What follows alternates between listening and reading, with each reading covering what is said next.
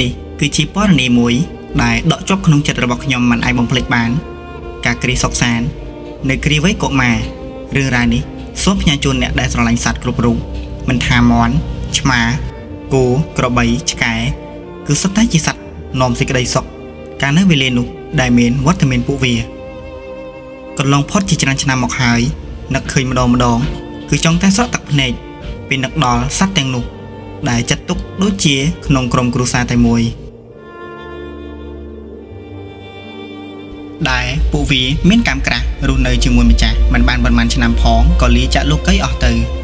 កាលនោះខ្ញុំនៅចាំបានថាសត្វដែលខ្ញុំបានស្គាល់ដំបូងគេបង្អស់នោះគឺជាសត្វឆ្កែវាឈ្មោះអាគី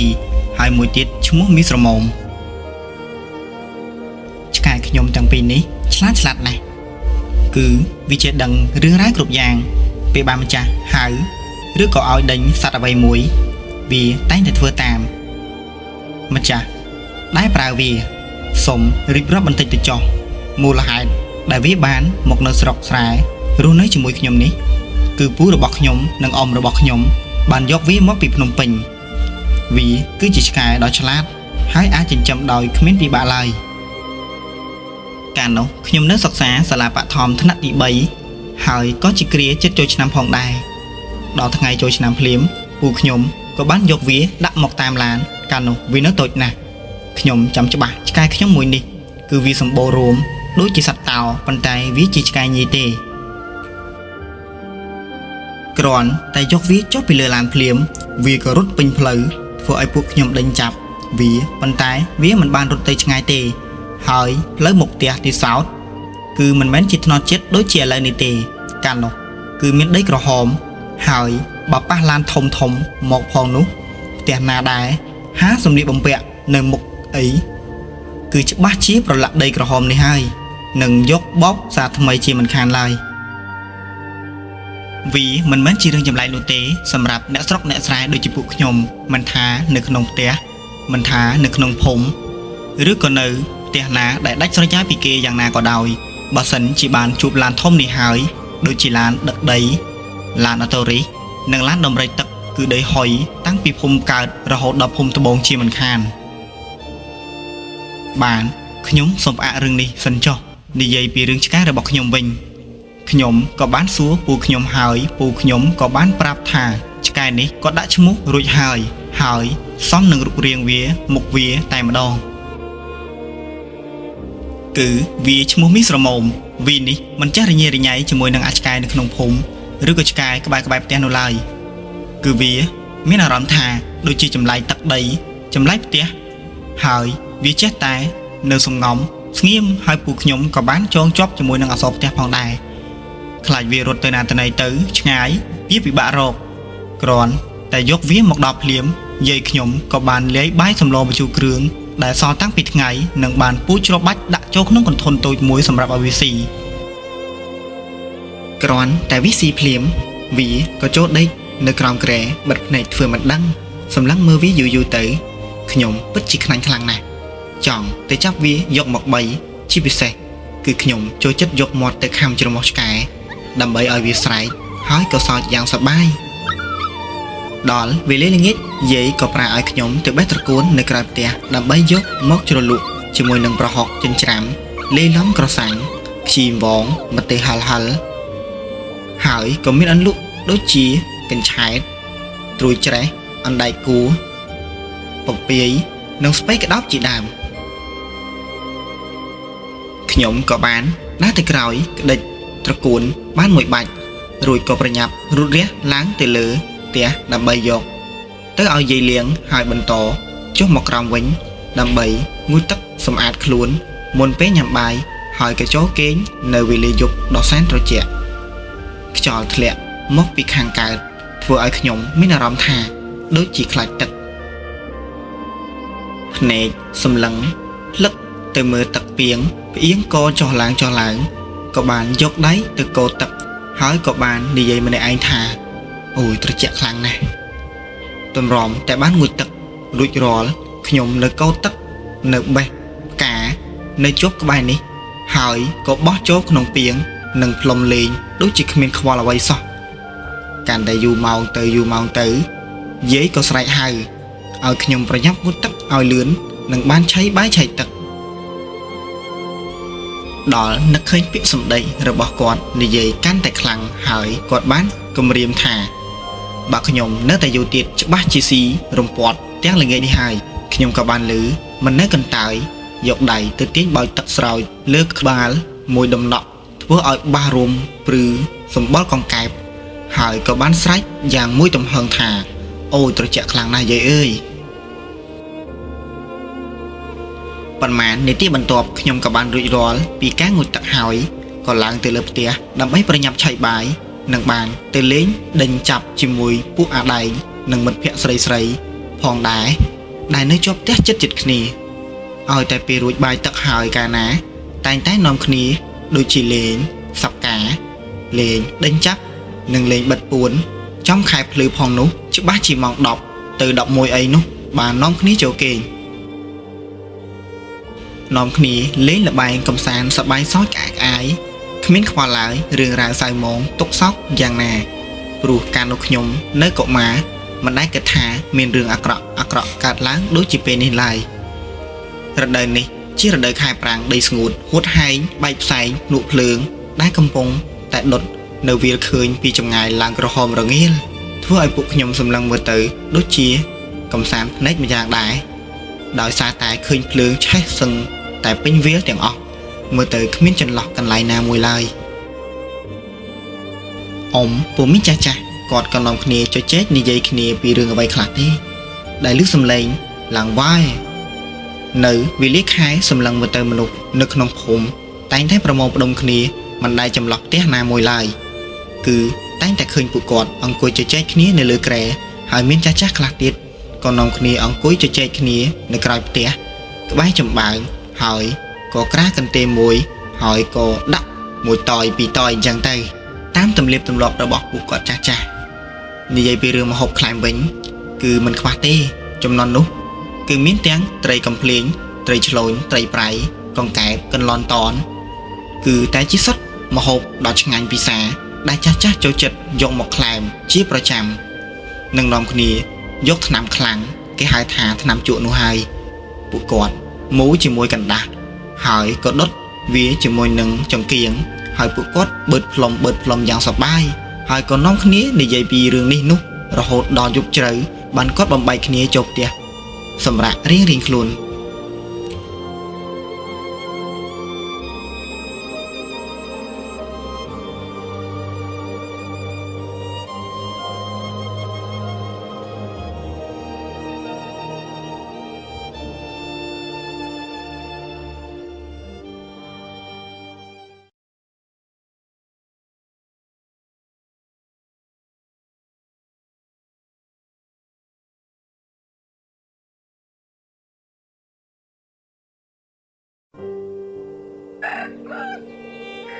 ម៉ោង 4 ម៉ោង 5 ទីភ្លឺក៏លឺមន់រងាវពេញភូមិអើងកងដាស់ទាំងកូនឆ្កែដែលទើបតែយកពីភ្នំពេញថ្មីក៏បានព្រុសនឹងគេដែរដែលលឺសំឡេងយ៉ាងតូចស្ដាប់ទៅគួរឲ្យអស់សំណើចខ្លាំងណាស់និយាយបន្តបើកទ្វារចុះទៅក្រោមនិងបោះសម្អាតសម្រាមដែលនៅក្រោមផ្ទះនិងមុខផ្ទះកុំឲ្យមានការអរុតអរាយដោយសារតែស្លឹកឈើដែលធ្លាក់ទៅនៅលើកាំចន្តាផងក្រោមផ្ទះផងនិងមុខផ្ទះផងបើមិនបានបោះសម្អាតឲ្យបានស្អាតបាតទេគ្មានអ្នកណាគេចង់ចូលលេងផ្ទះរបស់ខ្ញុំនេះឡើយតែបើចំពោះខ្ញុំវិញគឺគ្មានអារម្មណ៍សំបីតែក្រោកមានតែយកភួយដណ្ដប់ថែមក៏មានខ្យល់កន្ត្រាក់បោកដំបូលផ្ទះរបស់ខ្ញុំលន់ប្រេកប្រោកធ្វើឲ្យខ្ញុំក្រោកទៅអង្គុយនៅមុខផ្ទះក្បែរមាត់ទ្វាររងាដណ្ដប់ភួយហើយក៏ដើរចុះមួយតាមកាំចន្តាចុះទៅក្រោមដើម្បីទៅបត់ជើងតូចក្រោយពេលបានរួចរាល់ក៏ឡើងមកលើដើម្បីដេកបន្តទៀតនេះគឺជាទម្លាប់របស់ខ្ញុំហើយសំឡេងមន់ឆ្កែគោក្របីនៅតែបន្តផ្អើលសំឡេងឈឺឆរញាក់ដល់ទាំងម្ចាស់ដែលកំពុងតែនៅលើសំងំដេកលងលក់ក៏បាននាំគ្នាចុះមកក្រោមនិងអ្នកខ្លះពុះអស់អ្នកខ្លះទៀតក៏ស្រែកគោដាក់នឹមនិងអ្នកខ្លះទៀតស្រែកគោដើម្បីចងគោឲ្យទៅស៊ីស្មៅហើយមានអ្នកខ្លះទៀតក៏បានដងទឹកទៅស្រោចផ្កានៅឯមុខផ្ទះហើយមានអ្នកខ្លះទៀតក៏បានយកចំបើងមួយកងពីរកង ដាក់នៅមុខផ្ទះដើម្បីដុតហើយនាំគ្នាអង្គុយអាំងភ្លើងកុំឲ្យវារងាខ្លាំងពេកចំណែកខ្ញុំវិញដូចជាឆ្ងល់ខ្លួនឯងដែរទម្លាប់តែដេកដល់ថ្ងៃត្រង់ថ្ងៃចាំងគូតដណ្ដប់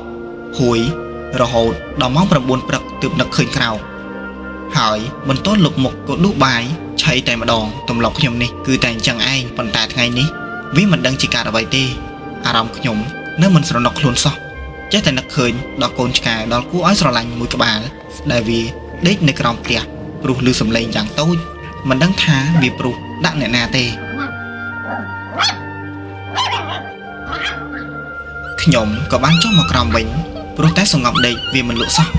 ចេះតែឮសំឡេងវាព្រោះក្រហមផងព្រោះស្រែកផងធ្វើឲ្យខ្ញុំគ្រឿនហើយក៏បានចុះមកក្រោមវិញនិងប្រឡែងវាដូចជាយកដៃទៅអង្អែក្បាលវាហើយឲ្យវាលិតដៃលិតជើងរបស់ខ្ញុំជួនកាលទៅខ្ញុំលួចថើបវាផងក៏ថាបាន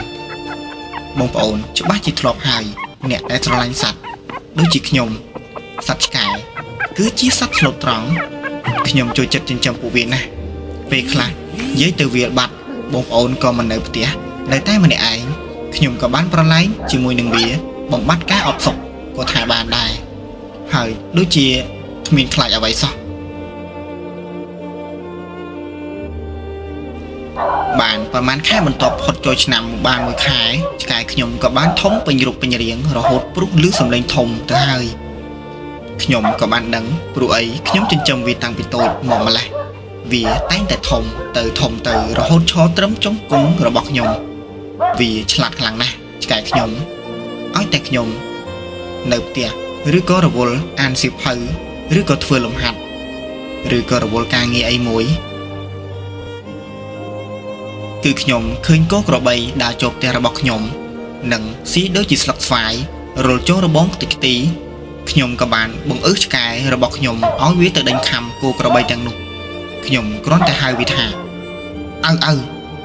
វាក៏ស្ទុះពីក្រោមផ្ទះនិងហក់ទៅខំមុខក្របីគោទាំងនោះរត់ខ្ចាយរហូតផុតទៅឆ្ងាយក៏វាត្រឡប់មកវិញនិងបន្តដេកនៅក្រោមផ្ទះធម្មតា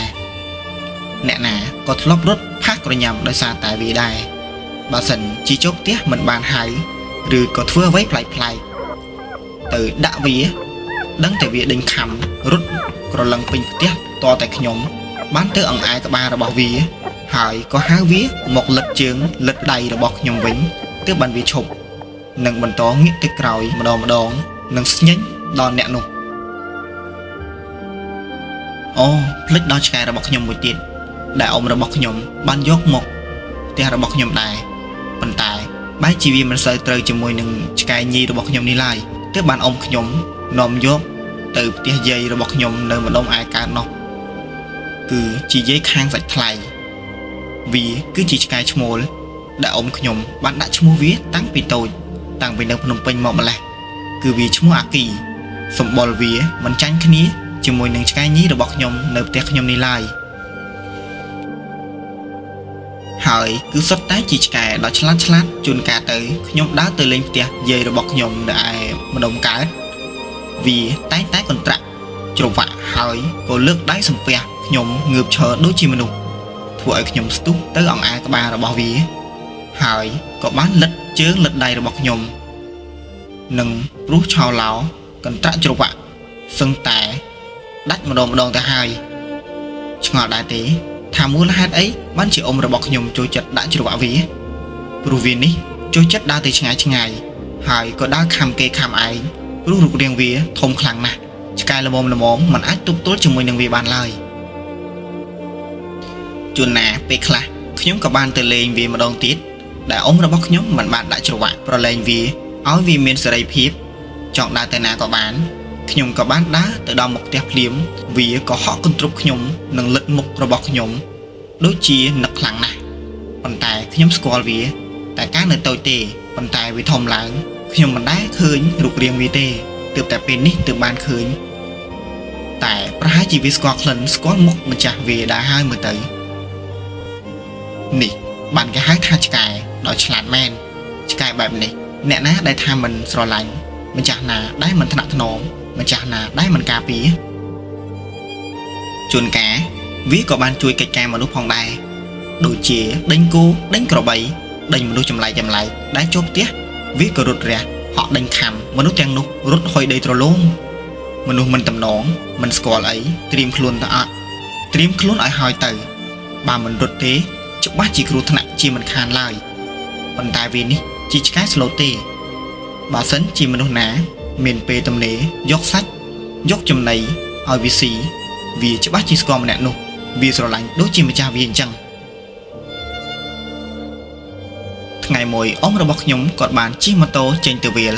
គាត់ក៏ប្រឡែងវាឲ្យមានសេរីភាពអ៊ំខ្ញុំទៅដល់ទីណាវាក៏ទៅដល់ទីនោះដែរទោះបីជាហត់នឹងការរត់ដេញតាមម៉ូតូម្ចាស់យ៉ាងណាក៏ដោយ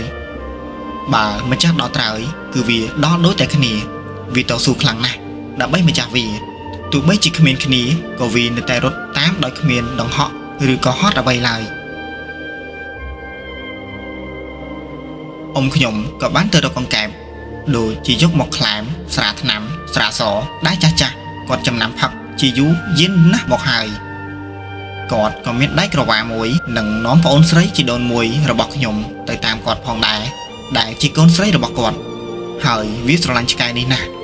គឺជាឆ្កែអាគីនេះតែម្ដង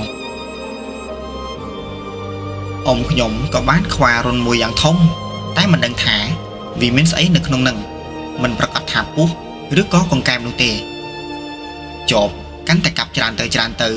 នៅតែមិនដឹងថារុននេះវាជម្រៅប៉ុន្មានដោយទ្រាំមិនបានគាត់ក៏ហៅអាគីឲ្យទៅហិតរុននោះវាក៏រត់ឆ្លេឆ្លាផងព្រុសផងនិងងក់ក្បាលឲ្យម្ចាស់វាកាប់បន្ថែមដោយហិតដឹងថាមានអ្វីនៅក្នុងរុននេះហើយបានជាវារត់ទៅក្រោយឲ្យម្ចាស់បន្តកាប់ទៀតហើយវាក៏ដេកអង្គុយផងឈរផងសម្លឹងផងមើលទៅម្ចាស់ដែលកំពុងតែកាប់រុននោះហាក់ដូចជាមិនស្រណុកខ្លួនសោះ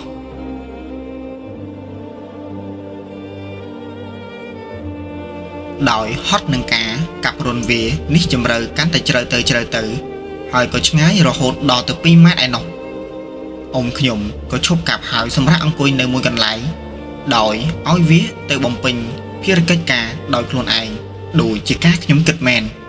វាក៏បានកាយដោយក្រញាំដៃរបស់វាហិតផងកាយផងកាយរហូតរបូតចេញកូនកណ្ដុរប្រហែលជាង20ក្បាលរត់រញ៉ៃធ្វើឲ្យវាដេញកន្ទ្រប់ហក់ខំតែម្នាក់ឯងធ្វើឲ្យខ្ញុំនិងអ៊ំខ្ញុំហួសចិត្តនឹងរុនមួយនេះដែលធ្វើស៊ីគាត់ចំណាយពេលរហូតជិត1ម៉ោងទៅហើយចុងក្រោយគ្មានបានអ្វីសោះបានត្រឹមតែឃើញកណ្ដុររត់រញ៉ៃពេញវាលស្រែនារដូវខែប្រាំងដីស្ងួតអ៊ំខ្ញុំក៏បន្តរករុនផ្សេងទៀតរករហូតបានកង្កែប3-4-10ក្បាលដែរក៏ល្មមនឹងបានយកទៅស្លនិងយកទៅអាំងប្រឡាក់ជាមួយនឹងគ្រឿងក្រៅយកទៅបរិភោគដូចជាខ្លែមស្រាបរិភោគបាយជាដើមកង្កែបសុកស្រែចំនួននោះធំខ្លាំងណាស់ប៉ុនក៏ជើងខ្លះប៉ុនបាតដៃក៏មានដែរផ្លូវមួយសឹងតែប៉ុនមេជើងហើមទៅហើយកង្កែបមួយអាចអស់បាយពីចានកន្លះឯណោះដោយមិនពិបាកចាំបាច់ទិញម្ហូបគេផងរកតែខ្លួនឯងក៏បានឆៃដែរហើយពេលខ្លះទៀតក៏មានបងប្អូនដែរបានបូមបៀស្រះនៅកន្លែងណាមួយគឺតែងតែនាំគ្នាទៅផ្ដុំនៅទីនោះដើម្បីហក់ចុះទៅចាប់ត្រីនឹងគេដែរប៉ុន្តែចាប់បានអាធំគឺយកឲ្យម្ចាស់គេយើងយកតែត្រីល្មមប៉ុនក៏ដៃប៉ុនក៏ជើងអីហ្នឹងដូចជាត្រីអណ្ដែងត្រីទូកត្រីក្រាញ់ត្រីកំភ្លេងជាដើមមិនខ្វះត្រីទេរដូវនេះជារដូវខែប្រាំងដីស្ងួតក៏ត្រូវជាខែដែលគេបូមត្រីចាប់យកទៅធ្វើម្ហូបអាហារជាប្រចាំឆ្នាំបើសិនជាមានបងប្អូនភូមិស្រុកខាងណាមួយដែលមានមង្គលការគឺតែងតែនាំគ្នាបូមត្រីយកទៅចាប់ដើម្បីយកទៅធ្វើម្ហូបអាហារក្នុងកម្មវិធីការនោះជាមិនខានឡើយត្រីរ៉ស់ធំខ្លះធំជាងកំពូលជើងទៅទៀត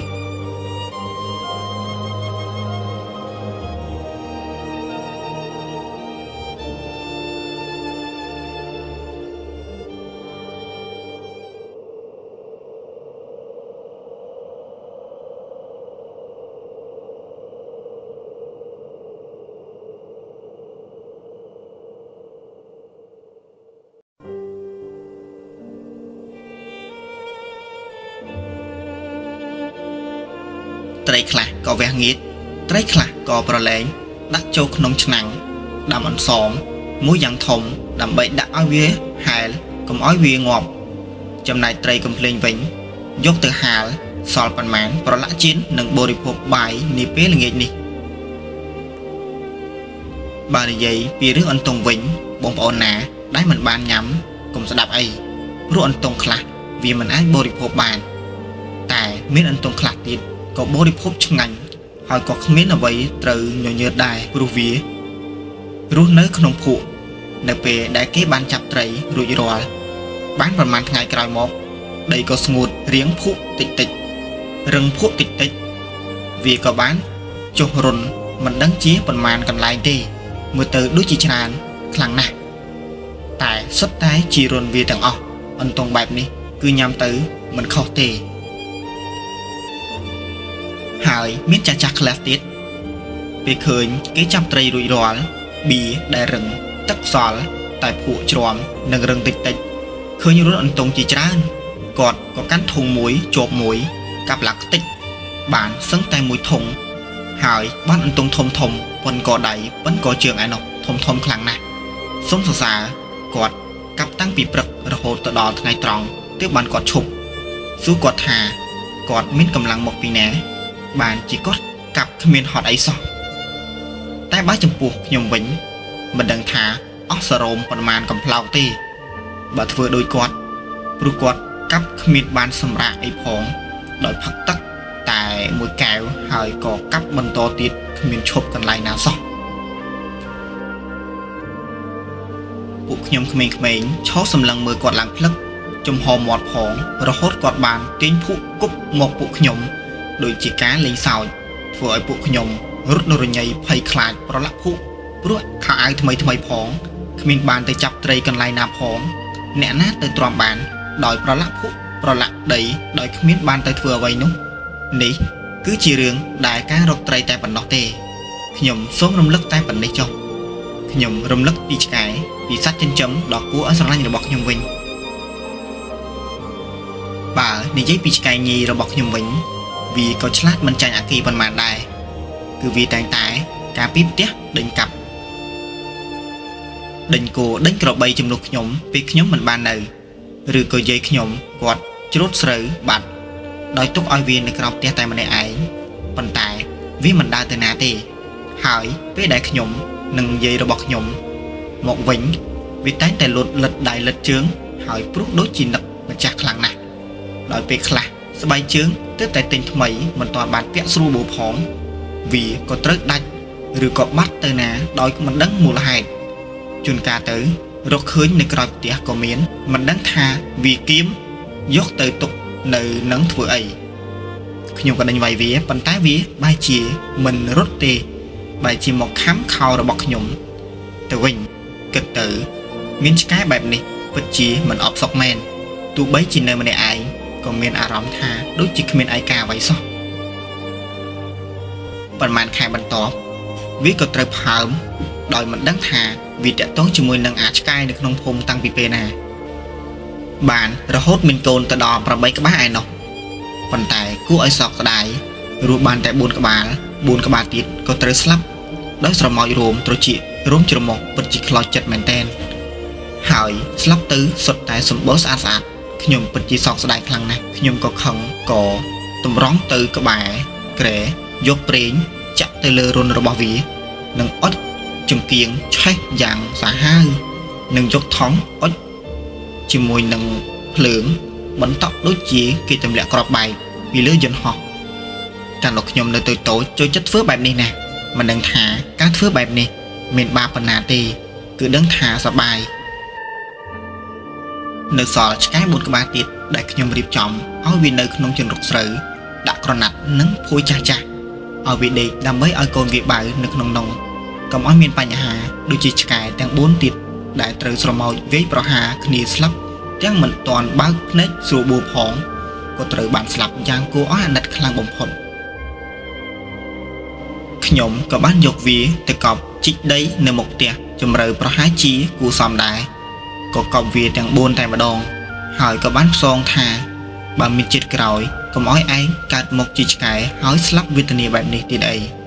ឲ្យឯងចាប់ជាតិជាមនុស្ស កំអយអាភ័ព្វដូចជាចិត្តនេះខ្ញុំនិយាយដូចជាមនុស្សអញ្ចឹងប៉ុន្តែធ្វើម៉េចបើមនុស្សស្រឡាញ់សត្វជួនកាលទៅ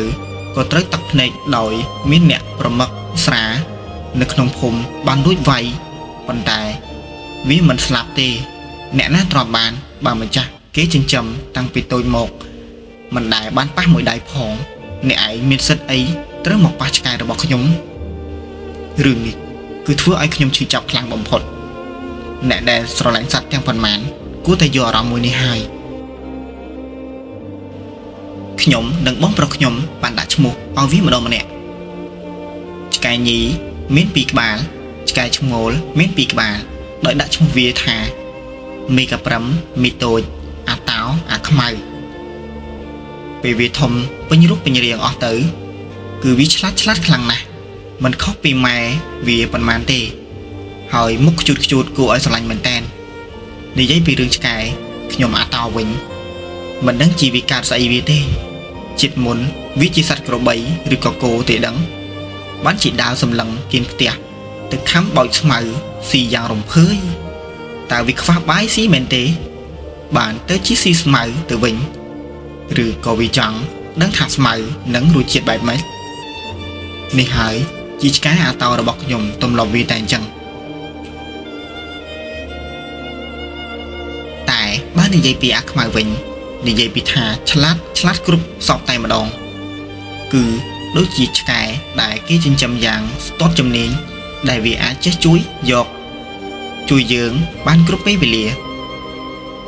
ឲ្យតែយើងប្រើវាមិនដឹងថាវាមានមុនអ្វីនោះទេបានជាវាឆ្លាតដល់ម្លឹងមិនបាច់ចាំបង្រៀនច្រើនពេកក៏វាចេះដែរហើយវាកាច់ខ្លាំងណាស់ចំពោះម្ចាស់វាវិញវាស្លូតតែម្ដង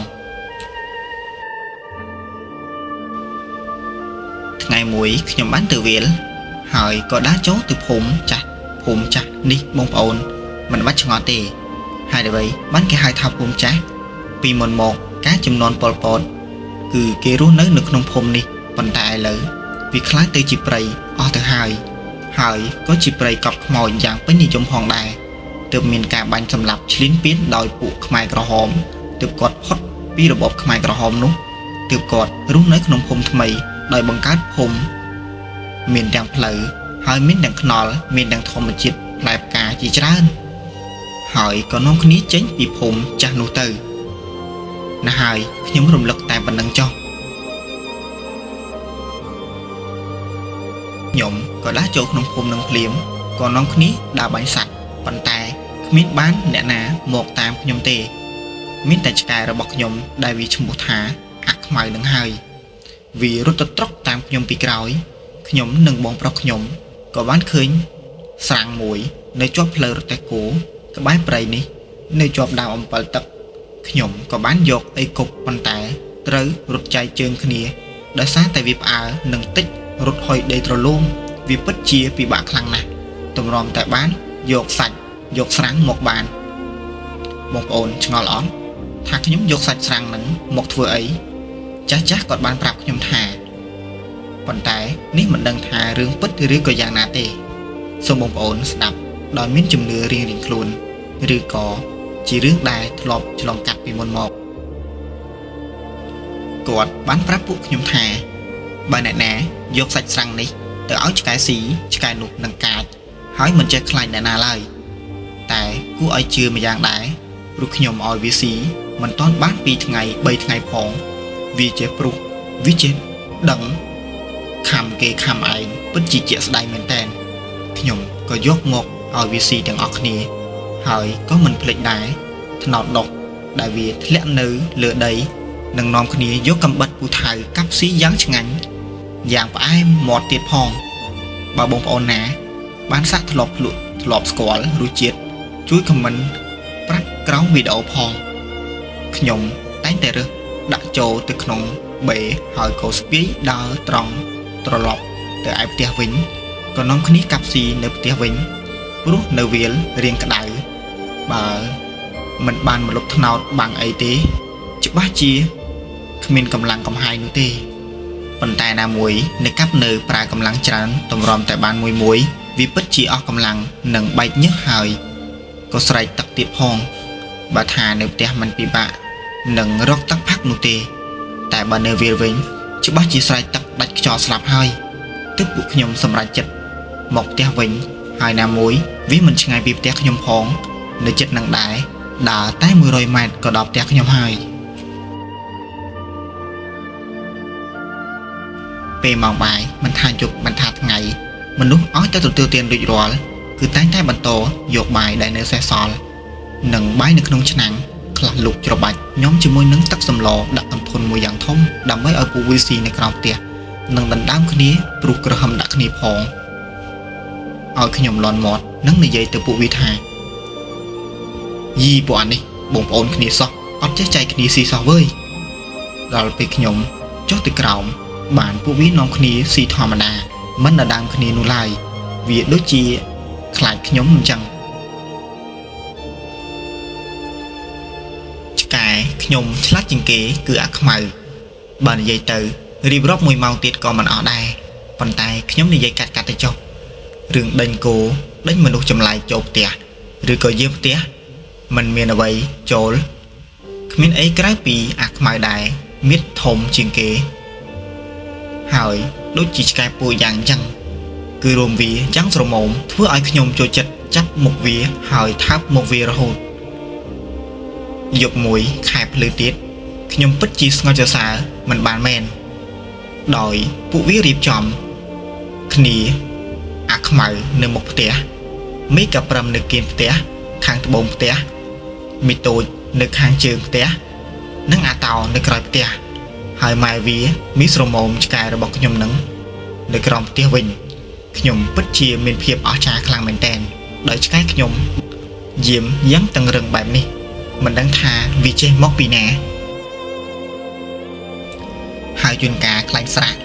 rồi cá cào chạm bao sến chí tại pro hai tại bình tĩnh rưỡi cầu bia cho chết ở vậy muối nơi lợp đẩy cái bát tia ra bọc nhom bao sến chí ác mãi khơi đắng tay chọc chỉ vật chỉ mình khan lại chỉ bị xe cứ lạnh sạch tại mà đòn đại vì miệt thủng hơi chối chất chạm cồn món nơi cào tia nơi cào tia thua ấy ác mãi khơi cô rút ra rồi nhập họ tới cần trục khăm bóc ngọt nơi môi còn lại đòi háo mình rồi lại kết tử vì bất chỉ lươn mền đèn xong bách tại nhom chỉ mình đâu bánh chụp biểm có bánh mình trong trời phóng hay là vậy bánh chỉ vì lươnอย่างนี้vì trấm tay rút bị cào tia liếm có cần trục bàn phèn hai vì oxy vì khăm bóc môi còn lại đòi sạch nút vì bàn phốt chỉ vật có đã chênh mốt đôi prút cho lão ở một nút đặc bày dốt viết từ thừa mình thà tay nào một nã vì tay tay rốt tam còn rồi bọc nhộng tục nhộng từ đó tì nè cầu viết từ đó tì nụ nì cứ chỉ rước sợ bài về đại miến vụ vì bàn tay thua ấy nhóm sau xài bóng phốt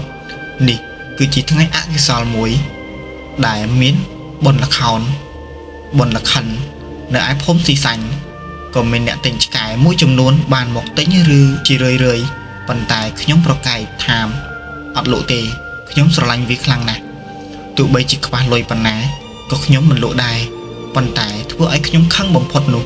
cứ dê được bọc nhóm còn bán lũ ở kì đòi sát tay vì thay đồng lấy kì sám sầm mơ này nọ hai nà mũi khóa khát lôi cả phóng dây nhóm có xâm ra chật lụ vì từ ở kì phần tài kế mình dọc viết tới trình chậm tì nhóm bất chỉ khẩu chất khăn này đòi cái rồi bọc nhóm vì bàn slap đòi snap đấy rồi bọc kì từ vĩnh hỏi cái thứ sự cảm ập hiệp nằm một nhóm tại mà đòn nhóm chỉ chạy mình rất ở vậy hàm khót dây lời bàn trầm tại đây xâm rõ tập này xâm nắng mới cái rồi bọc nhóm đại kế tiện có chỉ mùi nâng cam trình đạo thì rồi bọc nhóm vì có cách hai slap dàng về tình ý khăn bóng phận về nụ nhóm khăn dây nhóm mình xì bài tiếng bóng ôn nhóm phần màn nẹ tiết vừa quạt khăn mình cú ná quạt lụ ác màu ở cái thua xì bài này phần tài quạt miếng chùm rơ tê bà quạt mình lụ tạ bán mà hộp mình lùi ai nà trên chấm chai tiết chất tốt thả vì phót cảm phót tay cho xông oi ai chết cõi các chim mà đúng nhóm tài tái đi dây bài này vì cái nhóm bán phót chi vật tử មួយបព្រិចភ្នែកសោះក៏បាត់វត្តមានវាឆឹងខ្ញុំខំប្រឹងសម្លឹងបាត់វត្តមានវាហើយអោឆ្កែដ៏ឆ្លាតអើយឯងមិនដឹងទេថាម្ចាស់ឯងនឹកឯងខ្លាំងណាស់សុំទោសផងដែលខ្ញុំមិនអាចជួយអីបានបានត្រឹមតែអង្គុយយំកាត់ទុកពេលបាត់បង់ឯងឆ្កែធ្លាប់តែឆ្លាតនៅក្បែរគ្រប់ពេលវេលានឹងជួយការងារមនុស្សដែលមិនចាំបាច់ប្រើដូចជាការពីផ្ទះជាដើមប៉ុន្តែពេលនេះខ្ញុំបានត្រឹមតែស្រមើស្រមៃឃើញមុខមាត់ឯងតែប៉ុណ្ណោះឯងទៅចោលខ្ញុំហើយឲ្យឆ្កែដល់កំសត់អើយដឹងទេថាម្ចាស់ឯងនឹកឯងខ្លាំងណាស់ប៉ុន្មានអាទិត្យក្រោយមកយាយខ្ញុំក៏បានបំបែកឆ្កែខ្ញុំមីកាព្រឹមនិងមីតូចឲ្យទៅអ្នកភូមិស្រុកដោយគាត់លក់តម្លៃ 100000 ព្រោះផ្ទះគេនោះគ្មានឆ្កែចិញ្ចឹមទេខ្ញុំលើហើយខ្ញុំរៀងសប្បាយចិត្តដែរប៉ុន្តែខ្ញុំបានបាត់ឆ្កែដល់ទៅ4ក្បាលឯណោះសប្បាយចិត្តត្រង់គេមិនសម្លាប់វាយកវាទៅចិញ្ចឹមមិនដូចជាឆ្កែអាខ្មៅខ្ញុំទេកំសត់អើយកំសត់ឯងឆ្លាតជាងគេបែរជាមានកម្មក្រាស់បែបនេះទៅវិញចុងក្រោយមានតែអាតោតែប៉ុណ្ណោះដែលនៅផ្ទះជាមួយនឹងខ្ញុំដោយយាយខ្ញុំមិនបានបំបែកវាទៅណាទេគឺវានៅផ្ទះតែម្នាក់ឯងជាមួយនឹងម៉ែវាដោយបាត់បង់បងប្អូនទៅដល់3ក្បាលឯណោះខ្ញុំមិនដឹងថាវាមានមុនអ្វីឬក៏អស្ចារ្យអ្វីទេខ្ញុំតែងតែឃើញឆ្កែរបស់ខ្ញុំដេកនៅលើគ្រែហើយខ្ញុំបានទៅអង្អែក្បាលវាក៏ឃើញទឹកភ្នែកវាហូរមកពិតជាខ្លោចចិត្តជំនួសឆ្កែរបស់ខ្ញុំណាស់វាខូចចិត្តធ្លាប់មានបងប្អូននៅចិត្តគ្រប់ពេលវេលានាំគ្នាខំគ្នាប្រឡែងគ្នាមិនដែររំលងពីគ្រាណាឡើយប៉ុន្តែចុងក្រោយវានៅតែម្នាក់ឯងកំព្រាឯកាយ៉ាងកំសត់រហូតដល់ធំទៅខ្ញុំក៏បានដើរកាត់ភូមិឬក៏ដើរកាត់ផ្ទះដែលគេទិញឆ្កែរបស់ខ្ញុំមីកា5មីតូចគ្រាន់តែខ្ញុំដើរទៅដល់មុខផ្ទះភ្លាមវាក៏ព្រុសរត់មកលិតដៃលិតជើងរបស់ខ្ញុំដូចជានឹកម្ចាស់ខ្លាំងណាស់មើលទៅដោយសារតែបែកគ្នាជាច្រើនថ្ងៃមកហើយខ្ញុំក៏អោបវាលិតត្រចៀកខ្ញុំផងលិតមាត់ខ្ញុំផងប៉ុន្តែវាអត់ដឹងថាម្ចាស់វាស្រក់ទឹកភ្នែកទេបានត្រឹមតែលិតជើងលិតដៃដោយក្តីនឹករលឹកតែប៉ុណ្ណោះប៉ុន្តែគាត់ដឹងច្បាស់ថាខ្ញុំមិនមែនជាម្ចាស់វាទៀតទេខ្ញុំដើរចេញពីផ្ទះនោះវាក៏ដើរតាមក្រោយរត់តាមក្រោយខ្ញុំក៏បានយកអីគប់ដេញវាទៅវិញវានៅតែរត់តាមរហូតខ្ញុំទាត់វាមួយជើងចំមុខទើបវាឈឺហើយវារត់ទៅវិញដោយស្រែកយំយ៉ាងលឺធ្វើឲ្យខ្ញុំដើរយំស្រក់ទឹកភ្នែកព្រោះស្រណោះឆ្កែពេកមិននឹកស្មានថាបែកគ្នាគ្រានេះឡើយ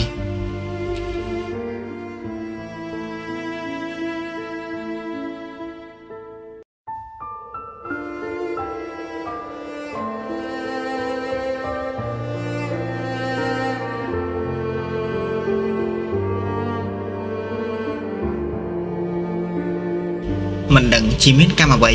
បានជាធ្វើឲ្យឆ្កែរបស់ខ្ញុំដែលគួរឲ្យស្រឡាញ់ទាំងប៉ុន្មានក្បាលនេះត្រូវលាចាកលោកីគ្មានថ្ងៃត្រឡប់វិញពិបាកដែរអាយុវាមានកំណត់អាយុវាមិនមែនវែងដូចជាមនុស្សឡើយ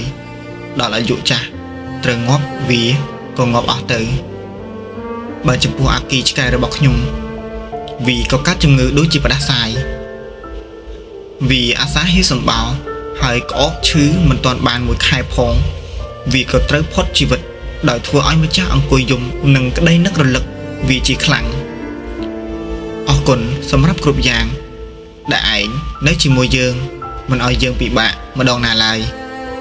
ប៉ុន្តែនៅពេលនេះវាត្រូវដល់ពេលហើយដែលឯងត្រូវត្រឡប់ទៅចាប់ជាតិជាថ្មី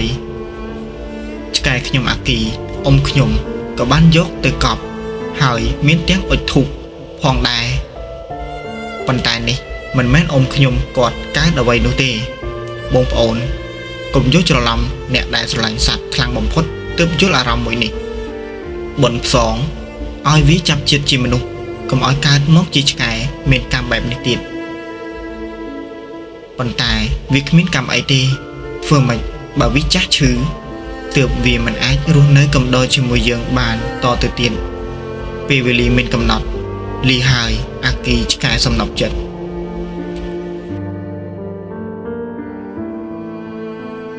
អាគីងាប់មិនទាន់បានមួយអាទិត្យផងឆ្កែញីរបស់ខ្ញុំមីស្រមុំក៏បានទៅតាមគ្នាដោយមានជំងឺដូចគ្នាតែម្ដងហើយខ្ញុំពិតជាទប់អារម្មណ៍មិនបានទេគឺយំមួយទំហឹងគ្រប់ឆ្កែទាំងអស់គឺមីស្រមុំនេះហើយដែលអាយុវែងជាងគេពូខ្ញុំក៏បានដឹងគាត់ក៏មកពីភ្នំពេញហើយក៏បានជីកកប់ឆ្កែខ្ញុំនៅមុខផ្ទះនិងអុជធូបដូចជាអាគីដូចគ្នាហើយបានផ្សងឲ្យវាចាប់ចិត្តជាមនុស្សកុំឲ្យមានកម្មដូចជាចិត្តនេះលីហើយឆ្កែដ៏ឆ្លាតឆ្កែទី1របស់ខ្ញុំដែលបានចិញ្ចឹមរហូតជាច្រើនឆ្នាំជាច្រើនខែពេលនេះក៏ដល់វេលាត្រូវទៅឆ្ងាយរហូតគ្មានថ្ងៃត្រឡប់វិញឡើយដោយទុកអាតោនៅរស់នៅតែម្នាក់ឯងហើយពេលនោះដែរតែខ្ញុំបានឈប់សិក្សាទៅរស់នៅឯភ្នំពេញជាមួយនឹងបងប្រុសរបស់ខ្ញុំដើម្បីរកការងារធ្វើដែលស៊ីឈ្នួលគេនៅប្រហែលជាបាន3ខែយាយក៏តែមកប្រាប់ខ្ញុំថាឆ្កែឯងអាតោវាងាប់បាត់ហើយចៅអើយខ្ញុំគ្រាន់តែឮភ្លាមខ្ញុំទុកទឹកភ្នែកមិនបានសោះគេចិត្តនឹងមិត្តរួមការងារគេសួរខ្ញុំថាកើតអីខ្ញុំក៏មិនបានប្រាប់អីដែរបានត្រឹមតែសង្ងំយំព្រោះខ្ញុំបានបាត់ឆ្កែដ៏គួរឲ្យស្រឡាញ់ទាំងប៉ុន្មានត្រូវបាត់បង់អស់ហើយគ្មានថ្ងៃបានជួបវិញទេហើយខ្ញុំយំនេះគឺខ្ញុំយំស្ដាយ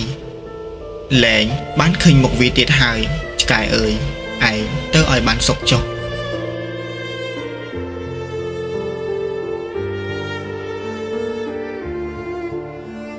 មីកប្រាំមីតូចក៏បានផុតជីវិតអស់រលីងពេលដែលខ្ញុំទៅនៅភ្នំពេញខ្ញុំមកវិញដើរកាត់ផ្ទះអ្នកណាក៏លែងឃើញដែរបាត់ស្រមោលឈឹងពេលនោះហើយដែលខ្ញុំស្រែកយំម្ដងទៀតរូបផ្ទះរបស់ខ្ញុំលែងមានឆ្កែទៀតហើយ